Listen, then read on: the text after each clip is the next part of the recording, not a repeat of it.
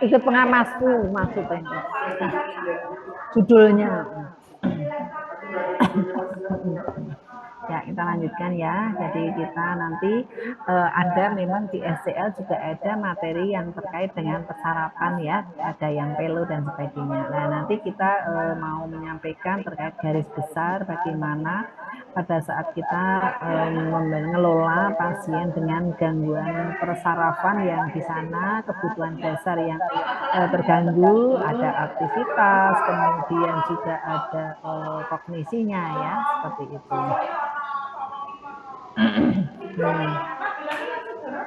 Suara saya berisik. Enggak, Ibu. Bentar saya pindah dulu ya, karena di sini ngomong dewe-dewe ya. Oke. Ibu.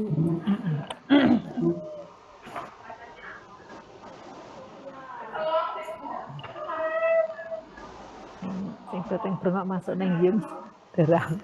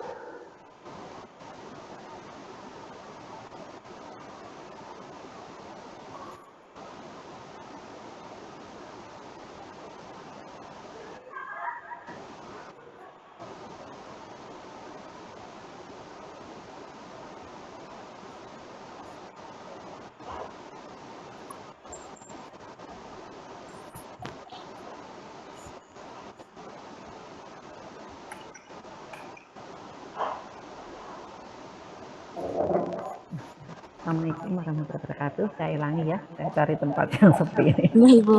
Oke, sekarang sudah jernih ya suara saya. Oke. Ampun, Ibu. Ya, kita lanjutkan. Sudah kelihatan slide saya? Sudah, Ibu. Oke. Tadi sama Bu Nurul bahas tentang apa? Sistem gangguan pada sistem intergumen. Oh ya, oke. Nanti materi bisa dikirim ke Bu Armilah ya, biar saya upload di PPLink ya. Oke, Ibu, siap. Ya, ya. Jadi di sini nanti yang akan kita pelajari terkait dengan jenis gangguan yang sering terjadi berkaitan dengan persarapan, kemudian penyebab apa atau penyebab gangguan itu apa saja, kemudian patofisiologinya, manifestasi klinis, dan tidak lupa diagnosa keperawatan, intervensi, dan evaluasi ataupun kriteria outcome-nya ya, seperti itu yang kita pelajari. Nanti ini memberikan gambaran saat saudara nanti pada saat pembahasan SCL ya. Jadi kalau mendapatkan kasus seperti apa, tapi kalau ini benar berdasarkan studi literatur. Nah, kita ingat bahwa di persarapan untuk membahas ini Anda perlu mengingat kembali, baca kembali terkait dengan persarafan. Kalau ngomong persarapan ada saraf pusat, ada saraf 12 ya, saraf perifer ya, ada 12 nervus, kranialis, masih ingat semuanya? Masih ingat enggak? 12 saraf kranialis. Nah, nanti dibaca lagi nervus 1 tentang apa, nervus 2 tentang apa, sampai nervus ke-12. Karena nanti pada saat kita belajar pada pasien yang dicurigai atau yang teridentifikasi ada masalah di persarafan, nanti antara lain fungsi saraf kranialis 12 saraf kranialis harus kita cek juga ya, selain penilaian kesadaran dengan GCS. Nah, di sini gangguan-gangguan yang bisa terjadi pada pasien dengan persarafan itu bisa karena gangguan di cerebrovaskulernya, jadi di sirkulasi darah ke otaknya, bisa juga karena sistem konduksi atau sistem pengiriman sinyal, atau bisa juga karena adanya penyakit degeneratif. Kalau ngomong penyakit degeneratif itu bisa mengenai pada semua sistem ya, terjadi penurunan. Nah, dengan bertambahnya usia, penyakit degeneratif akan muncul. Namun penyakit degeneratif ini pun juga bisa saja dihambat ya dengan gaya hidup atau lifestyle seseorang tadi yang harus diperbaiki. Di sini untuk gangguan cerebrovaskuler itu yang bisa terjadi itu adanya iskemik cerebri. Jadi adanya iskemik cerebri. Apa itu iskemik cerebri? Nah, kita ketahui bersama bahwa otak itu sangat sensitif terhadap kekurangan atau penurunan oksigen. Dengan demikian nanti akan mengakibatkan sirkulasi otak itu penting ya. Kita ingat bahwa otak itu sangat sensitif adanya penurunan oksigen atau akan terjadi kekurangan oksigen karena di dalam otak itu tidak bisa menyimpan oksigen, gitu ya teman-teman. Sehingga di sini perlu kita perhatikan supaya sirkulasi ke otak itu tetap terjamin. Karena kita tahu bahwa otak itu fungsinya mengkoordinasikan semua sistem yang ada dalam tubuh kita kan, ya enggak? Nah, sehingga apabila di otak itu ada gangguan, nanti akan mengganggu pada sistem atau yang dikoordinasikan. Kita ketahui juga bahwa otak menerima suplai darah itu sekitar 20% dari cardiac output. Kalau ginjal kemarin juga 20-25, di otak juga 20%, gitu ya. Jadi hampir seperempat darah itu dikonsentrasikan ke organ-organ vital. Organ vitalnya kemarin ada, nanti juga jantung ya. Ternyata organ-organ vital tadi banyak menyita ya, termasuk di otak. Kemudian juga jika di dalam otak itu hanya butuh waktu 4-10 menit. Nah, otak itu bisa mempertahankan fungsinya terkait dengan kebutuhan oksigen. Sehingga apabila kekurangan oksigen dalam waktu lebih dari 10 menit itu nanti bisa mengakibatkan kerusakan sel yang permanen. Oleh sebab itu, kebutuhan metabolisme dalam saraf otak itu sangat-sangat diperlukan ya. Dan ini harus kita perhatikan dan harus kita pentingkan. Karena ini kalau terjadi kekurangan oksigen, sirkulasi ke otak itu tidak adekuat, itu sudah merupakan emergensi ya, kegawatan atau situ yang harus segera kita atasi. Sehingga di sini iskemik itu terjadi karena apa? Oksigennya itu menurun. Jadi kalau oksigenasi ke dalam otak menurun akan terjadi iskemik. Nah, karbon dioksida dan sisa metabolisme yang meningkat, dan oksigen yang kurang itu akan mengakibatkan vasodilatasi pembuluh darah. Anda tahu kemarin pada saat pembahasan oksigenasi, itu oksigen itu memang obat, tapi oksigen kalau pemberian oksigen itu tidak termonitor dalam jangka panjang dengan jumlah yang konsentrasi yang besar, maka bisa mengakibatkan keracunan atau ada efek sampingnya. Keracunannya apa? Masih ingat kalau seseorang itu terjadi keracunan oksigen? Masih ingat apa? Nyeri kepala, nyeri substernal, terjadi retrolental fibroplasia atau pecahnya pembuluh darah retina. Itu kalau pada bayi atau pada anak-anak. Nah, di sini dengan demikian, meskipun ya seseorang itu di dalam klinis, di dalam faktanya tadi kan bisa menimbulkan berbagai efek samping, tapi di dalam nyatanya seseorang meninggal bukan karena keracunan oksigen, tapi karena kekurangan atau karena kelebihan CO2.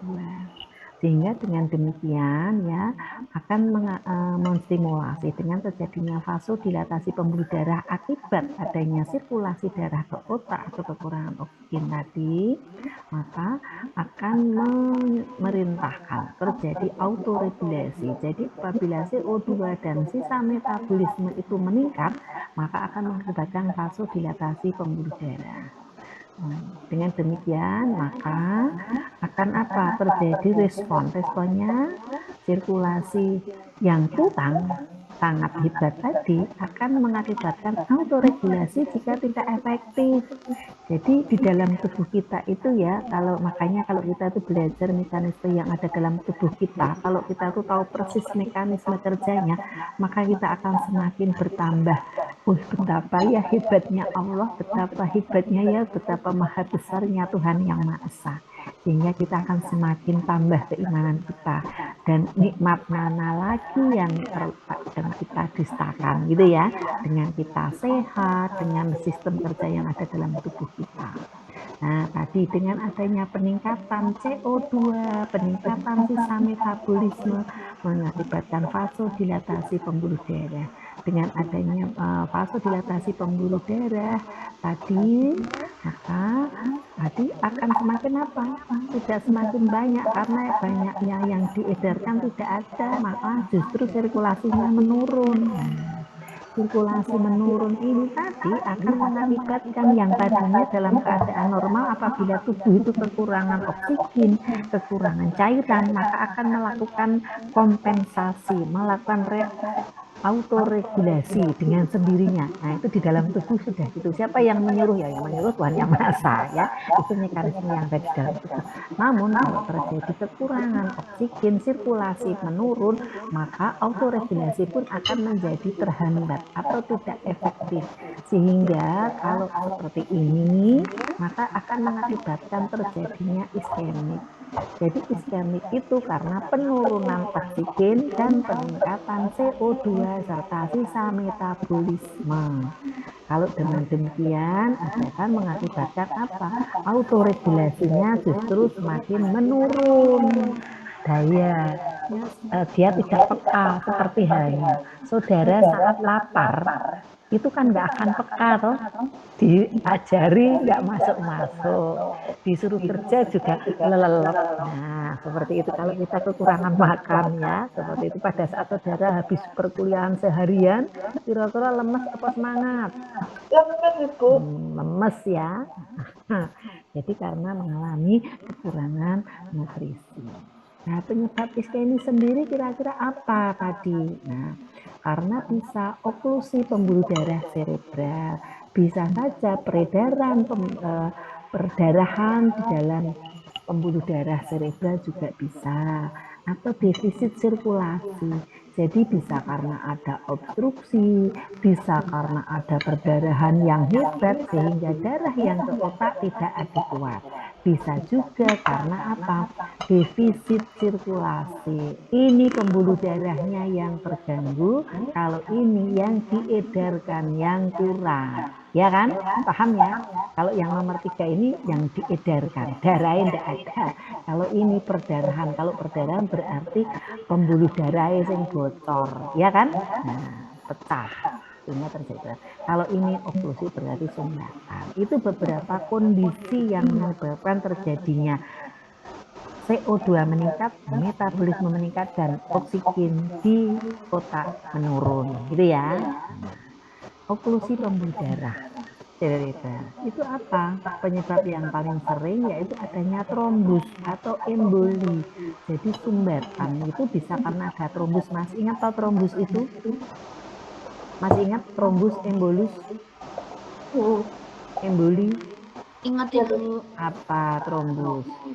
Itu Bu, pembekuan darah di dalam saluran peredaran darah. Bekuan di dalam pembuluh darah. Kalau emboli? Apa emboli? Apa emboli? Emboli di dalam pembuluh penyumbatan karena zat asing. Di dalam pembuluh darah. Udara di dalam pembuluh darah seperti kalau kita kemarin waktu Anda pernah memasang infus ya? Iya. Nah, pada saat memasang infus udara dikeluarkan supaya udara tidak masuk dalam pembuluh darah. Nah, sebetulnya selain itu udara itu berasal dari atmosfer, juga bisa diperoleh pada saat ini ada trombus sehingga darah yang mau lewat dalam pembuluh darah itu terbentur oleh bekuan-bekuan tadi. Dengan adanya benturan tadi akan menghasilkan buih-buih. Anda melihat di sungai, kalau di sungai itu dipasang tambak ataupun yang di dam-dam itu kan arusnya besar, maka akan muncul buih kan? Ya enggak? Paham nggak aliran air itu? Nah, ini juga gitu di dalam pembuluh darah. Kalau ada tadinya ada trombus, nanti ada darahnya ngalir terus lama-lama bisa saja kayak ada buih gitu ya.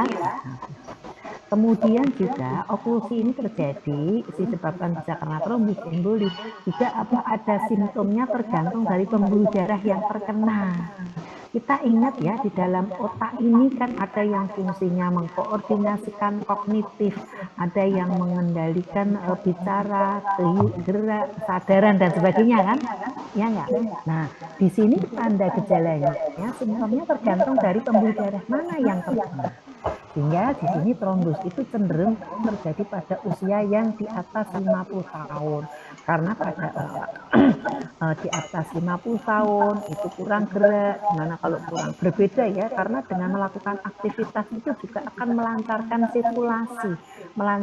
sirkulasi baik aliran darah di seluruh tubuh termasuk di dalam otak. Makanya otak itu kalau sering digunakan untuk latihan, sering baca, itu juga akan mengasah kan. Nah, ini juga demikian.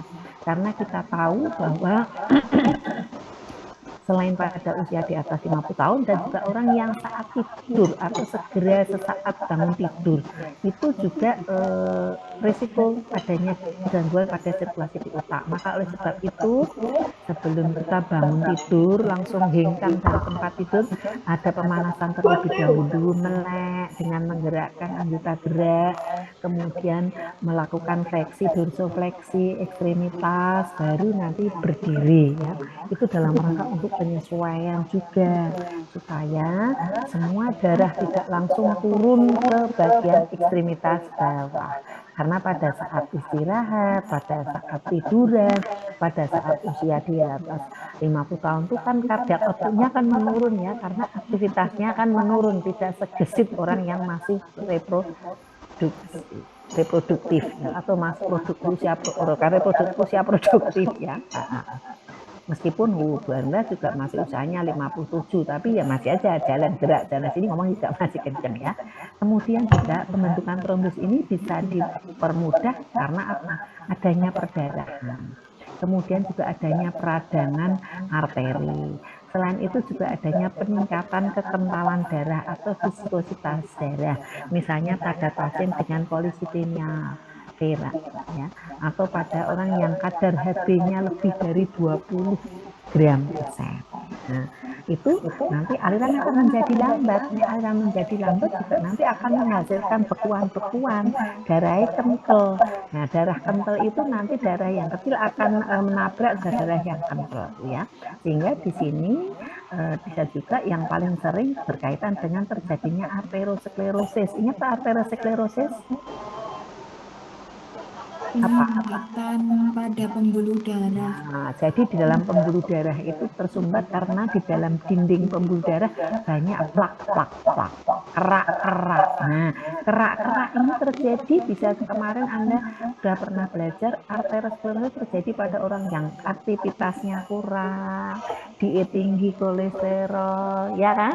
Nah, juga darah pada orang-orang yang sakit DM. Nanti kalau Anda sudah DM, darahnya kental. Berbeda kalau darahnya kekentalannya sedang-sedang saja. Kemudian juga sedangkan emboli itu berkaitan dengan bisa karena adanya kardiak aritmia. Jadi dari adanya pembuluh darah jantung, adanya kardiak arrest ataupun juga adanya aritmia atau apa ya, sinyal ataupun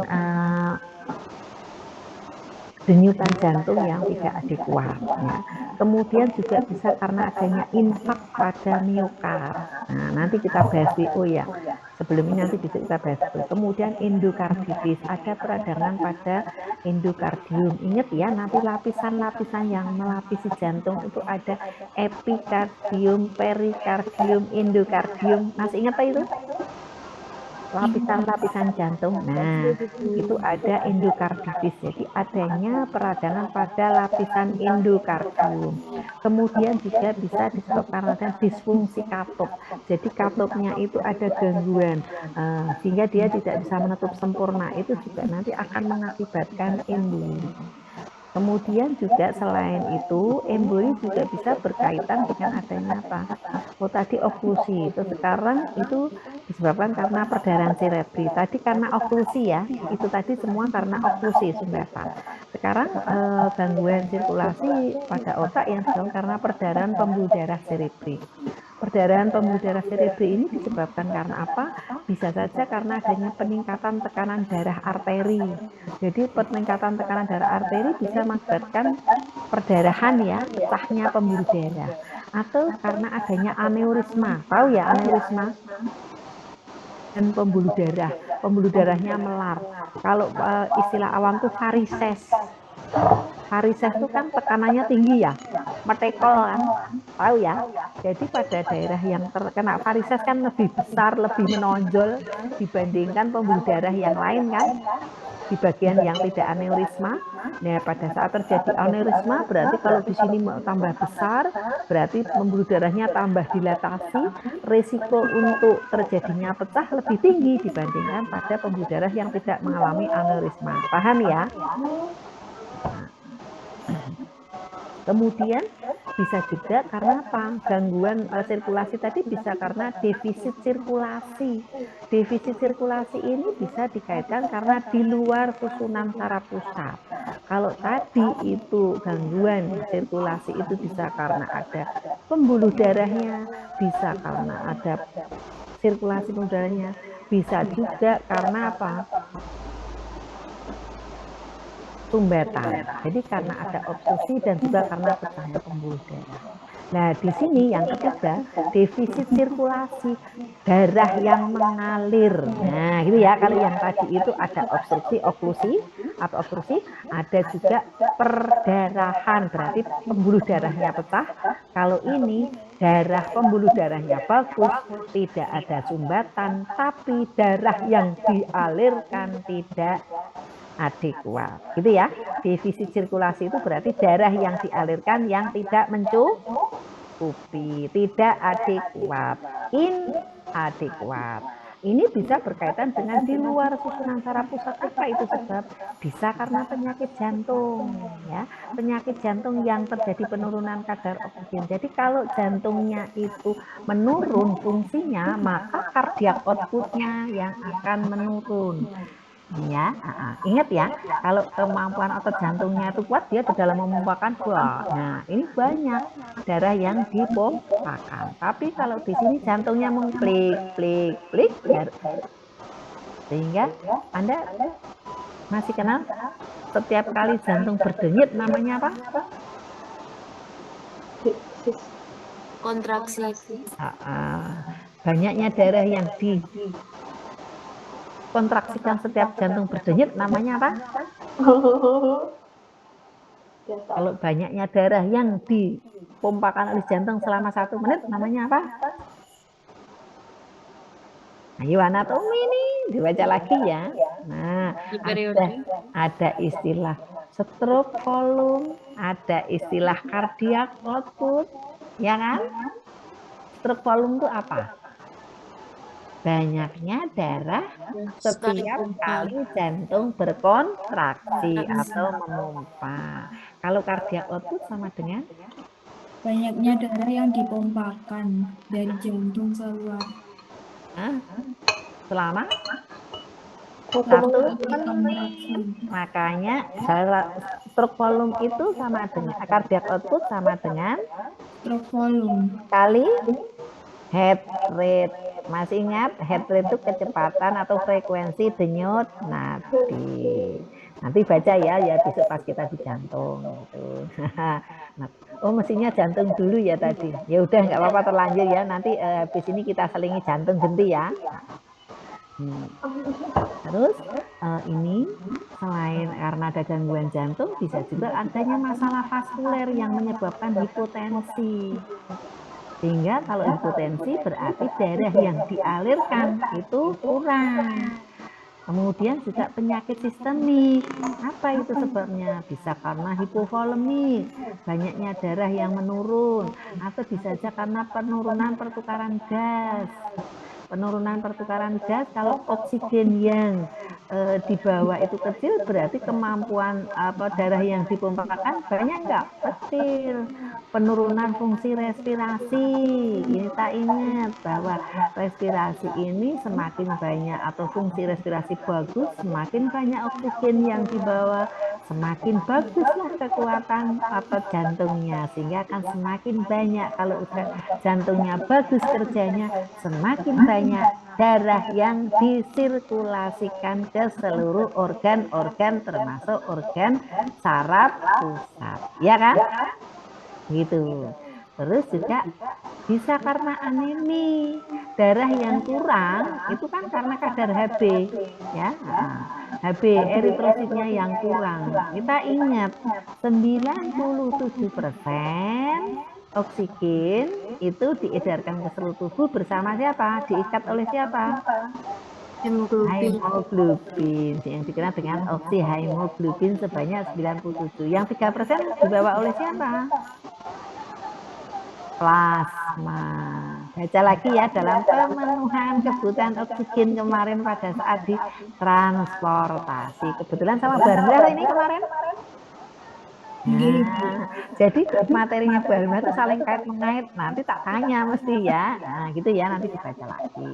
Kemudian hipoglikemi. Hipoglikemi itu glukosa yang menurun. Jadi bisa saja kerja gangguan itu karena glukosa menurun ya, karena di otak sendiri nggak bisa menyimpan glukosa ya. Nah, kemudian, ini sehingga kalau hipoglikemi, kalau itu semua tadi terjadi, nggak usah pakai headset lah, bilang sendiri. Pencemaran jadi lorong ya. Kondisi yang terkait dengan disistemik tadi akan mengakibatkan oksigen dan glukosa ke otak tidak adekuat, ya kan? Paham ya? Itu jadi tadi kerja di otak itu menurun, bisa disebabkan karena perdarahan, bisa karena obstruksi, bisa atau oklusi, bisa juga karena adanya darah yang disirkulasinya terganggu. Paham ya dari sini? Paham belum? Ada yang mau ditanyakan? Sehingga kalau darah yang disuplaikan ke otak nggak adekuat, maka akan mengakibatkan iskemik otak. Dengan demikian, energi yang berasal dari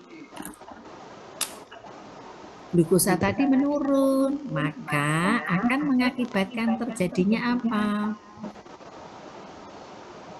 Metabolisme anaerob, ya, atau glikolisis anaerob, ya kan, karena glukosa tadi kan sumber energi kan, glukosa oksigen itu kan merupakan bahan untuk metabolisme kan.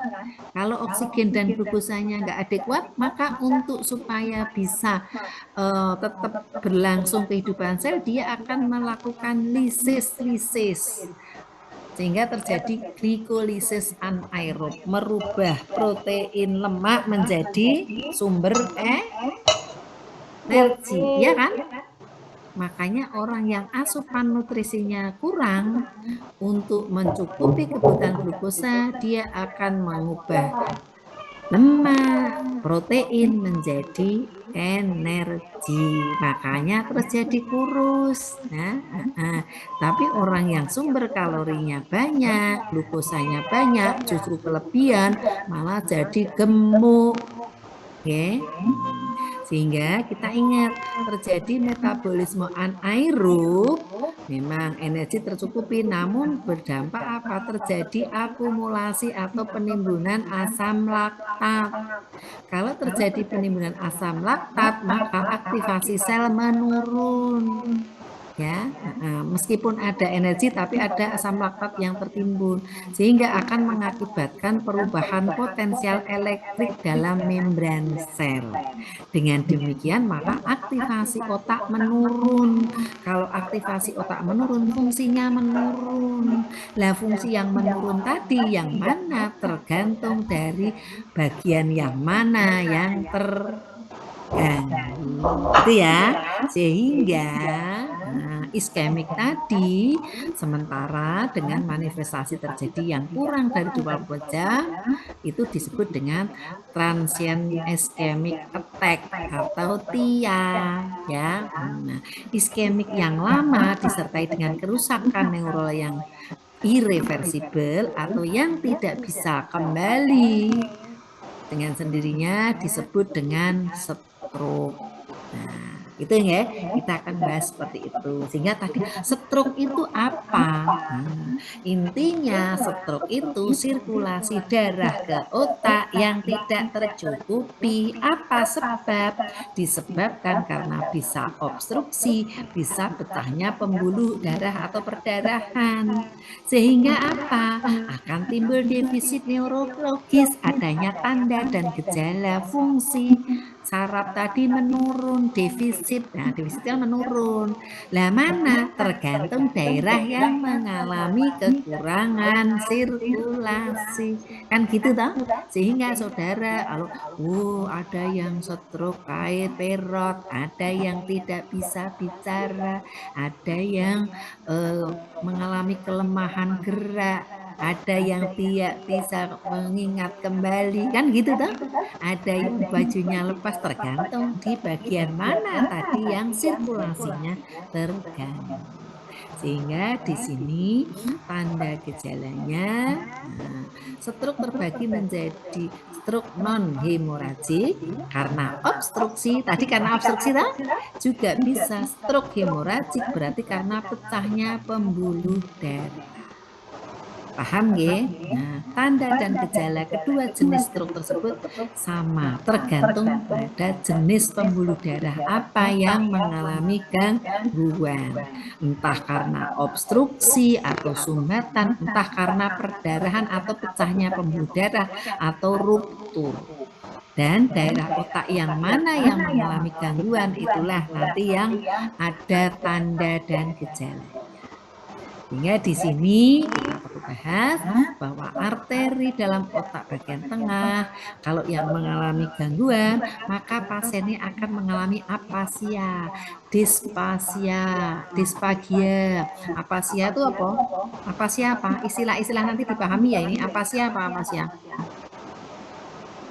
Tidak bisa bicara, disfagia tidak kesulitan makan. Nanti istilah-istilah dibaca loh ya. Kemudian lapang pandang menyempit. Nah, lapang pandangnya menyempit. Kemudian juga hemiparesis, kelemahan anggota gerak, bisa kiri, bisa kanan, tergantung yang terganggu.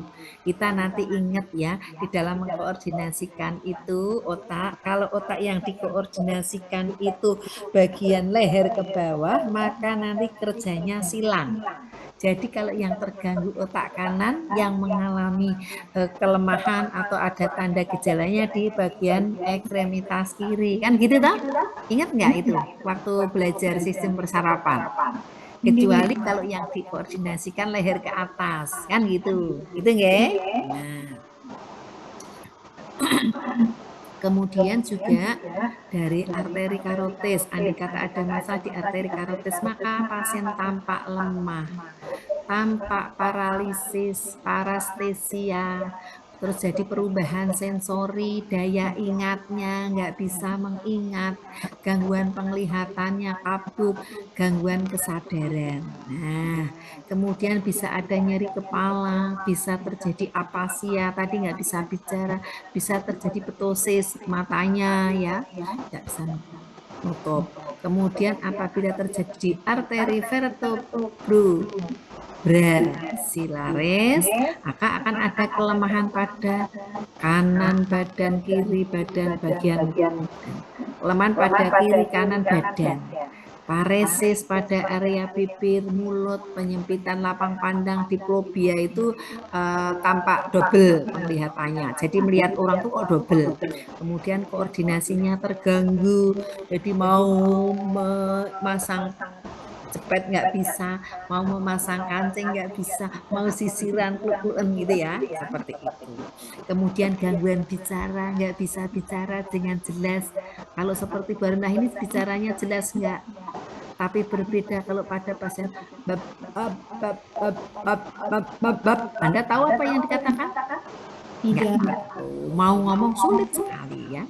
Kemudian pusing, kemudian terjadi amnesia, apa yang tadi terjadi lupa dengan apa yang terjadi, kemudian apaksia, ya itu beberapa manifestasi. Kemudian kalau bagian di arteri otak bagian depan, pasien tampak bingung, kelemahan, parestesia kaki atau mengalami kelemahan kaki, kemudian inkontinensia atau pipis terus, kehilangan koordinasi, gangguan fungsi motorik, sensorik, dan perubahan kepribadian, gangguan mental. Jadi lupa, nggak pakai baju, bajunya dicopoti, kan ya gitu ya. Nah, kemudian arteri otak bagian belakang, maka di sini ada gangguan lapang pandang, gangguan sensori, displegia, bisa pasiennya koma, dan tidak terjadi paralisis. Ya. Nah, kita ingat, Anda belajar lagi tentang anatomi fisiologi dari otak ya. Otak ini fungsinya yang mengkoordinasikan gerak di bagian mana, yang mengkoordinasikan kesadaran di mana, yang memberikan rasa lapar di mana, sehingga pada bagian-bagian yang tadi mengalami gangguan sirkulasi, tadi manifestasi ya sesuai dengan fungsi yang dikendalikan tadi, gitu ya. Kemudian di sini adanya peningkatan TIK atau tekanan intrakranial. Nah, di sini tekanan intrakranial itu normalnya 4 sampai 15 mm H2O. Tolong diingat ya nilai-nilai normal. Kemudian juga isinya apa? Dalam otak kita, di dalam kepala kita ada otak, pembuluh darah, cairan cerebrospinalis yang jika salah satu itu ada peningkatan, maka tekanan intrakranial akan meningkat. Ya. Anda ingat hukum Andromeda ya? Nah, penyebab-penyebabnya apa? Lesi yang meningkat akan mencapai volume jaringan. Nah, ini. Jadi apabila ada lesi itu juga akan meningkatkan. Misalnya pada pasien kontusio, hematum. Hematum istilah-istilah ini paham nanti dibaca lagi ya di kedokteran. Nah, kontusio berarti apa? Getah. Kalau komutio, kemudian hematum itu yang kebiru-biruan itu loh. Ada pecahnya perdarahan terus jadi biru itu loh. Memar. Kemudian ada abses. Kalau ada abses itu bisa karena proses infeksi menjadi tumor, ya kan? Terus nanti tampak nanti di dalamnya ada nanah, ada pes. Nah, itu abses. Jadi membesar, di dalam situ banyak pes-pesnya. Seperti Anda ada bisul pada pasien gula DM ya, nah itu kan di dalamnya banyak nanah. Kemudian tumor, kalau tumor itu ada pembesaran jaringan, ini belum tentu ada abses ya. Kemudian problem yang terkait dengan cairan cerebrospinalis, misalnya terjadi peningkatan cairan cerebrospinalis, ada obstruksi di sistem ventrikel atau adanya penurunan absorpsi sehingga bisa terjadi hidrosefalus itu misalnya kepalanya besar. Nah, kemudian bisa karena edema cerebral. Jadi ini karena ada lesi, ini karena adanya ketidakseimbangan cairan, ini karena adanya edema. Ini bisa karena terjadi overhidrasi cairan hipotonik, bisa karena efek trauma cerebral, bisa karena inflamasi. Inflamasi itu proses peradangan. Ya.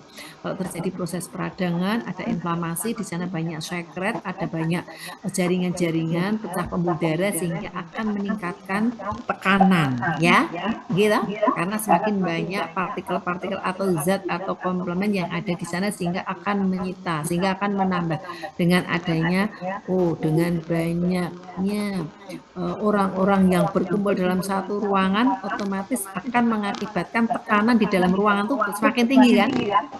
Makanya pada orang yang banyak massa akan menimbulkan tekanan yang tinggi sehingga mudah terjadi emosi ya. Kemudian peningkatan volume intrakranial tadi akan meningkatkan tekanan intrakranial. Dengan demikian akan mengakibatkan kompresi pada vena, penekanan, dan terjadi stagnan alirannya. Contohnya kalau terjadi kemacetan, itu kan tekanannya tinggi. Jalannya lancar enggak? Kalau macet. Tidak. Nah, kalau buaya di sana yang banyak orang Terhambat. berjalan kan akan terhambat. Sehingga tekanan intrakranial meningkat, cairan di sini cerebrospinalnya juga akan menurun, perfusinya otomatis aliran darah, aliran spinalnya menurun, perfusinya menurun enggak? Menurun. PO2-nya menurun enggak? Menurun. CO2-nya yang tinggi sisanya metabolisme. pH-nya menurun apa meningkat? Menurun. Sehingga bisa mengakibatkan dilatasi pembuluh darah serebral. Ditambah lagi bengkak. Semakin tekanan di pembuluh darah balik itu tinggi, kalau dia nggak bisa putar, nanti akan berpengaruh terhadap tekanan hidrostatik osmotik. Sehingga kalau keplenet terus, nanti lama-lama ini cairan di sini tengah akan berpindah, cairan intravaskuler berpindah ke interstisial sehingga bisa mengakibatkan odem ekstremitas. Kalau di otak ya odem cerebri. Perpindahan cairan dari intravaskuler ke interstisial. Ingat tak cairan itu? Cairan itu ada cairan intrasel, ada ekstrasel. Ya kan? Yang ekstrasel itu ada intravaskuler dan interstisial. Ya, jadi kalau di dalam pembuluh darah itu terjadi peningkatan tekanan, cairan akan banyak terjadi kebocoran, sehingga akan keluar dari intravaskuler, akan berpindah kemana? Ruang interstisial. Kalau terjadi seperti itu peningkatan tekanan osmotik hidrostatik, maka akan terjadi edema, rongga ekstremitas. Kalau di perut rongga peritoneum asites, kalau di dalam paru-paru ya interstisial paru, akhirnya terjadi edema paru, itu ya. Maka di sini otak akan terdesak, displace ke bawah, jadi akan menggeser, sehingga dengan demikian bisa terjadi herniasi otak. Sehingga batang otak pun juga akan terdesak, sehingga akan menekat pada pusat vasomotor, pada arteri cerebral posterior, kemudian nervus oculomotoris, kemudian juga portospinal pathway, aliran yang ke portospinal, kemudian serabutasnya. Dengan demikian, mekanisme ini akan mempertahankan kesadaran, pengaturan suhu tubuh, kemudian tekanan darah, heart rate, respirasi rate, dan pergerakan terganggu. Itu ya, itu mekanismenya. Nah, sehingga di sini muncul restlessness. Jadi apa pasiennya tampak lelah sekali sehingga dia harus pinginnya tidur terus ya, atau inyalah udahlah terhindar dari berbagai hiruk pikuk tadi. Kemudian terjadi penurunan kesadaran, perubahan tanda-tanda vital, kemudian penekanan pada pusat vasomotor, terjadinya peningkatan sistolik. Kalau ini terjadi terus-menerus, maka akan terjadi depresi serabut vasomotor. Dan tekanan darah akan menjadi menurun. Itu ya. Kemudian juga bisa mengakibatkan peningkatan transmisi impuls dan saraf parasimpatis. Sehingga dengan demikian, nah ini melalui nervus vagus ke jantung sehingga pulsanya menurun. Kalau ini tadi tekanan darahnya menurun. Ya, jadi awalnya naik, itu dalam rangka melakukan kompensasi. Ini di dalam melakukan kompensasi tadi kembali ke baik atau tidak tergantung. Orang itu kalau melakukan kompensasi, waduh, iki itu mau ujian, tapi aku belum belajar. Tapi nanti ujianku materiku rampung atau belum, nanti sehingga aku paham atau belum tergantung banyak sedikitnya materi yang dipelajari, tergantung dari banyak kondisi kesehatan. Karena saking banyaknya materi yang dipelajari harus melek banyak, padahal kondisi tubuhnya menurun, maka keok belum sampai terpenuhi, tadi kekurangannya malah terus sakit. Begitu pula sistem yang ada di dalam tubuh kita. Tadinya saat awal terjadi peningkatan, karena itu upaya tubuh untuk melakukan kompensasi. Gitu ya. Sehingga di sini respirasi juga tergantung dari tingkat kompresi atau kegagalan batang otak. Bisa jadi kalau ada gangguan sirkulasi dan nanti sudah ada cyanostoc, pernafasan dengan pola cyanostoc. Seperti apa pola pernafasan cyanostoc? Iramanya mulai dari intensitas nadanya kecil, tinggi rendahnya kecil, agak tinggi, tinggi pol, agak rendah, rendah, rendah, diseringi apnu. Jadi melemah, berhenti. Itu cyanostoc itu seperti itu gambarnya ya. Kemudian juga suhu akibat kegagalan pusat pengatur suhu tubuh sehingga suhu tubuh pun tidak terkendali. Makanya pada pasien-pasien yang ada entah trauma kepala, entah karena stroke, ada yang suhu tubuhnya tidak terkendali, ada yang pernapasannya malah cepat. Itu tergantung. Kemudian gejala sensori motoris, adanya kompresi pada bagian atas anggota gerak. Terus di sini juga akan terputusnya transmisi impuls ke motorik bagian bawah sehingga bisa mengakibatkan kelemahan otot progresif dan penurunan fungsi motoris. Nah, nanti bisa dilihat ada enggak penurunan fungsi motorisnya.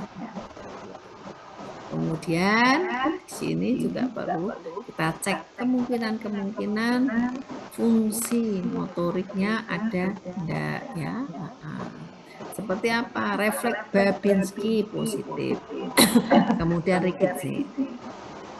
Nah, di sini peningkatan tekanan intrakranial tadi itu akan mengakibatkan tekanan ke dalam cerebrospinal juga. Kemudian akan mengakibatkan kompresi pada retina sehingga pupilnya medriasis melebar. Nah, ini mengakibatkan gangguan penglihatan. Nek pupilnya medriasis,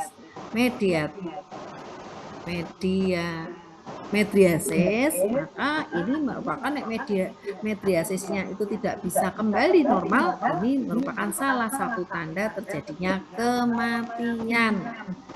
Jadi nanti Indah lihat pada saat diperiksa refleks pupil mengalami medriasis, maka ini berisiko kemungkinan terjadinya gangguan.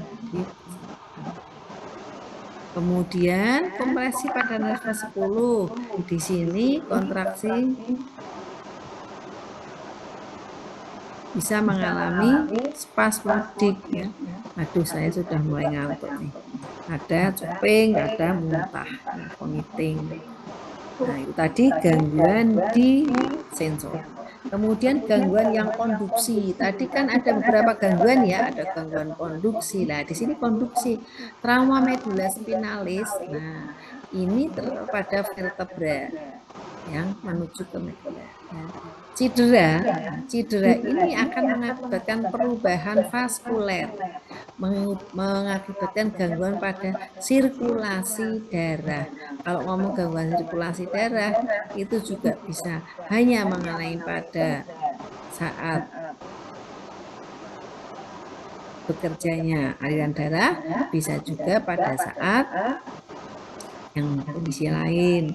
Sehingga di sini trauma medualis, cedera pada kepala, pada medualis spinalis itu akan mengakibatkan perubahan vaskuler sehingga akan terjadi hiperemia, edema menurun, tekanan darah arteri meningkat, ada edem sehingga menurunkan tekanan darah ke dalam arteri. Dengan demikian bisa terjadi iskemik. Jadi iskemik itu terjadi bisa saja karena adanya penurunan tekanan darah arteri ya.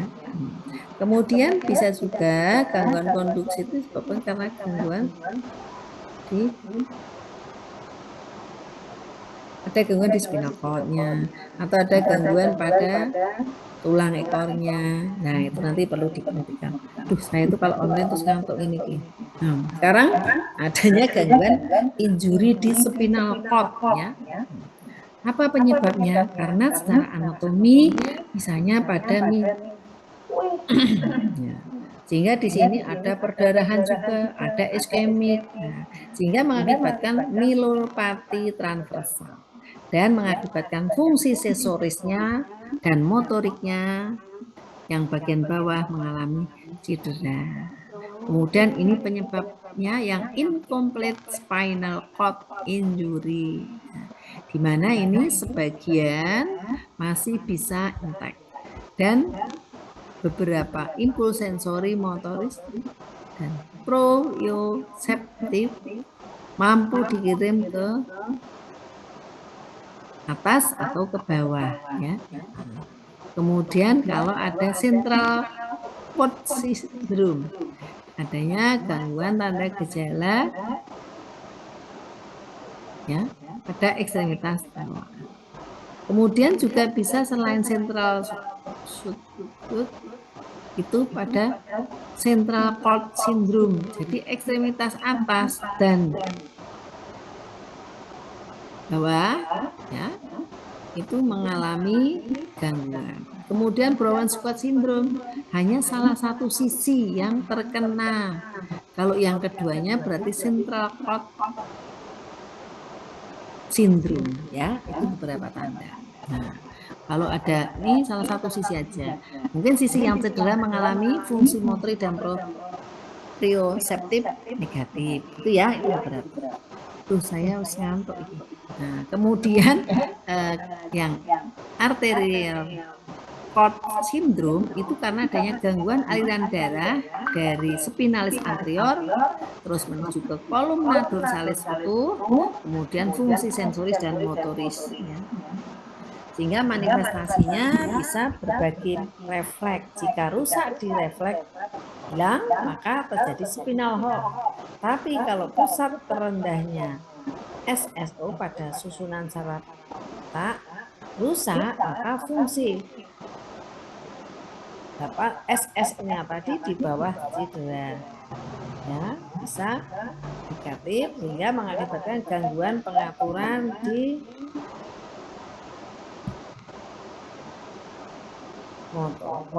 motornya, sehingga di sini mudah terjadi tekanan darah menurun, ototnya juga menurun sehingga terjadi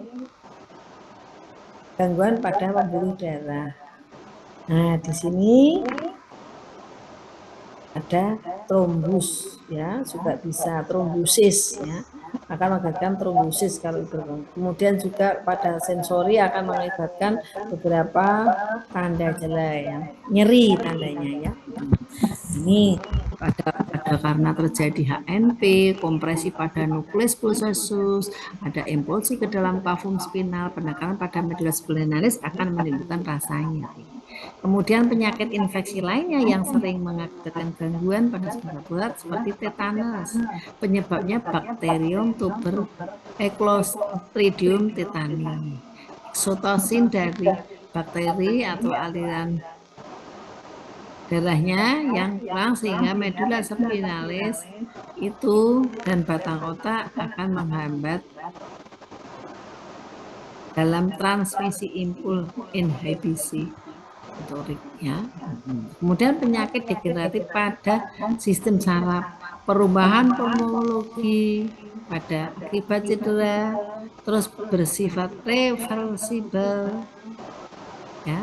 Kemudian bisa berlangsung lama dan derajatnya pun juga bisa kalah. Bila ini berlangsung lama dan derajatnya itu tambah, maka dapat menimbulkan kematian. Ya, seperti itu. Ini yang karena multiple sclerosis, ya, itu penyakit autoimun. Nah, ini banyak sekali ya yang kita pahami. Nah, ini Parkinson berbagai macam penyakit. Nah, manifestasinya ada semua. Nah, diagnosa perawatannya. Nah, ini perubahan fungsi cerebral, pola napas tidak efektif, gangguan mobilitas. Ini yang ada di Medicare Certificate. Nanti lebih komplitnya Anda bisa lihat di SDK. Begitu. Nah, ini intervensinya. Nah, nafas, pemeriksaan KCS, neurologi ya. Tujuannya juga ada. Evaluasinya diharapkan outcome-nya pasien mampu mempertahankan tingkat kehidupannya. Kemudian mampu mempertahankan ya. Kemudian mampu mengindikasikan komunikasi, membuat metode komunikasi dan dapat melakukan aktivitas seperti biasanya. Itu diharapkan nanti hasil evaluasinya ini. Itu ya, itu terkait dengan gangguan aktivitas. Sampai sini ada yang mau didiskusikan, silahkan. Dan enggak? Halo. Adik. Ya, kalau enggak ada tak akhiri dulu karena udah mau 11.50 menit toh ya. Istirahat dulu karena udah azan ya. Nanti Bu Umi jam 3 apa masuknya? Nanti jam 12.30 apa jam 1 tak isi lagi ya. Nanti tentang hipertensi ya. Nggih.